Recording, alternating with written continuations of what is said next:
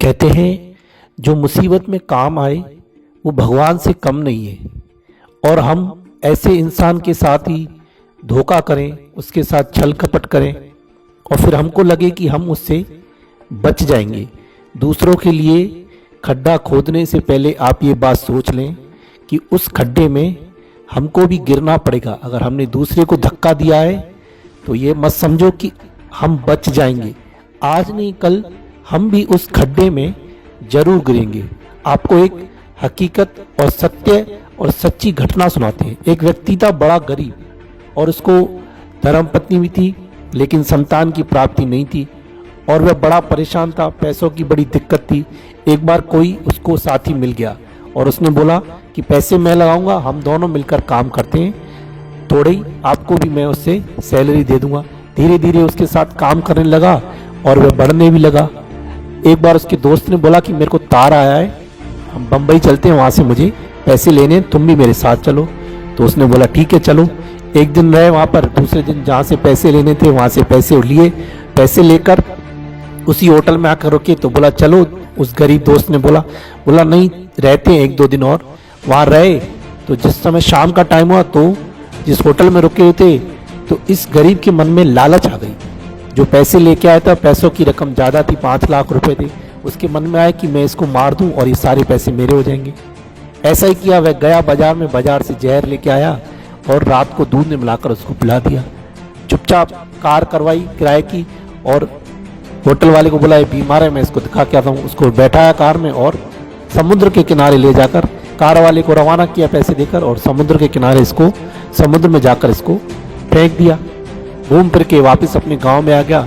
उसके परिवार वाले आए, बोला हमारा बंदा नहीं आया, हमारा जो साथी था वो आया नहीं है, कहाँ है वो? तो उसने बोला कि तुम जाओ, मैं 2-3 दिन में वापस लौट कर आऊँगा, मुझे कुछ काम है, तुम निकल जाओ। तो मैं तो आ गया, वो आएगा। ऐसा कहकर वह मज़े से रहने लगा। धीरे धीरे उसका व्यापार बढ़ने लगा। 8-10 दिन हुए तो उनके परिवार वालों को चिंता हुई कि अभी तक क्यों नहीं आया। तो पता किया तो कुछ पता ही नहीं। तो वह समझ गए कि यह कहीं चला गया या इसकी मृत्यु हो गई है। बहुत दुख हुआ, वह लौट के नहीं आया। और ये मज़े से इसकी बंसी बजने लगी, चैन रूपी बंसी बजने लगी और ये खुश रहने लगा। धोखा दिया पर ये अंदर अंदर से खुश था। और समय अपनी गति से चलता गया। इसी घर में भगवान की दया से पुत्र की प्राप्ति भी हो गई। अब तो ये खुश होने लगा। धीरे धीरे अपने पुत्र को पढ़ाया लिखाया, बड़ा हुआ तो पुत्र ने कहा कि मैं बाहर जाऊँगा पढ़ने के लिए। पिताजी ने उसको बाहर लंदन में पढ़ने के लिए भेज दिया।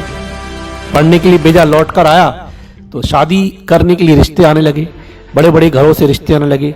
पिताजी भी इसका खुश था। एक घर में इसका रिश्ता तय कर दिया। 2-3 दिन के बाद इसके बेटे की तबीयत खराब हो गई, बुखार होने लगा। बुखार हुआ, बुखार इतना 102, डॉक्टरों को दिखाया, दवाई दी, कुछ दिन में ठीक हुआ। लेकिन फिर 2-3 दिन के बाद बुखार हो गया। फिर डॉक्टर दिखाया पर अब तो बुखार बढ़ने लगा, 102, 104, 105 तक बुखार चल गया। डॉक्टर ने बोला इसको बड़ी बीमारी हो गई है, हमारे बस की बात नहीं है, आप इसका इलाज कहीं और कराओ। पैसे तो थे, उसको लेकर वह स्विट्जरलैंड गया। स्विट्जरलैंड में इसका इलाज करवाया।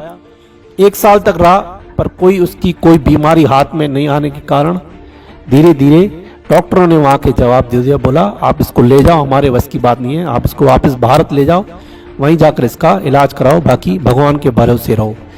जैसे तैसे वापस वहाँ से लेकर इसको भारत में आया, इसका इलाज यहाँ कराया पर वह ठीक नहीं हुआ।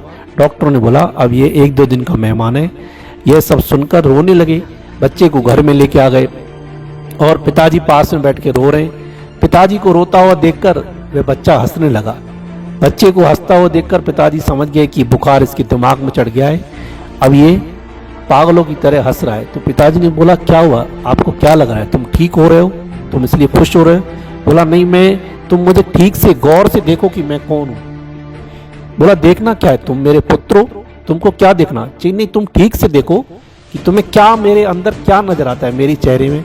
तो बोला मुझे बस ये पता है कि तुम मेरे पुत्र हो और तुम्हारी हालत खराब है, मरने वाले हो। डॉक्टर ने बोला नहीं, और गौर से देखो। लेकिन वह समझ गया पिताजी कि ये अब पागलों जैसी बातें कर रहा है। फिर उसने हंसते हंसते बच्चे ने बोला मैं वही हिस्सेदार हूँ जिसको मैंने तुम पर काम पर लगाया था और तुम्हारे साथ मैं बम्बई चला था, जहाँ तुमने मुझे जहर देकर मार दिया। यह सुनकर उसके कान खड़े हो गए, आंखें उसकी जो रो रही थी वो चुप हो गई, फटी की फटी रह गई। उस बच्चे ने बोला कि मेरा जो हिसाब था पाई पाई का वो मेरा पूरा हो गया है, बाकी के 10-12 हजार रुपये बचे, वो जब क्रियाक्रम होगा उसमें वो मेरे लग जाएंगे और अब मैं अपनी यात्रा पर चलता हूँ। इतना कहने के बाद उसकी मृत्यु हो गई और जो ये पिता बेटा था जोर जोर से रोने लगा, बड़ा दुख हुआ। जैसे तैसे उसकी अंत्येष्टि क्रिया कराई, उसका सब कुछ क्रियाक्रम करा के वापस घर नहीं आया, वहीं से वह जंगल की ओर निकल गया। बुरे कर्मों का फल, बुरे पाप का फल भोगना पड़ता है। कैसे भोगना पड़ता है? देखो, थोड़े से जिसने मदद की, जिसने साथ दिया, उसको ही, उस इंसान ने, भगवान ने मुसीबत के टाइम उसको भेजा था, पर इसने क्या किया? उसको ही मार दिया। परिणाम क्या हुआ? कुछ टाइम सुख से रहा, लेकिन यह है सच्ची और हकीकत की घटना। हमारे साथ भी ऐसा ही होता है। हम सोचते हैं कि किसी के साथ छल करेंगे, कपट करेंगे, धोखा करेंगे तो हम बच जाएंगे। ऐसा नहीं है। जब भगवान राम ने बाली को छुप के तीर मारा था तो वही फिर द्वापर में बाली ही शिकारी होके आया और भगवान को आकर तीर मारा।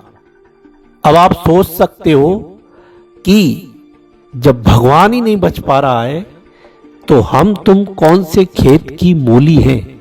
इसलिए अपने कर्म को बड़ी सावधानी से करो।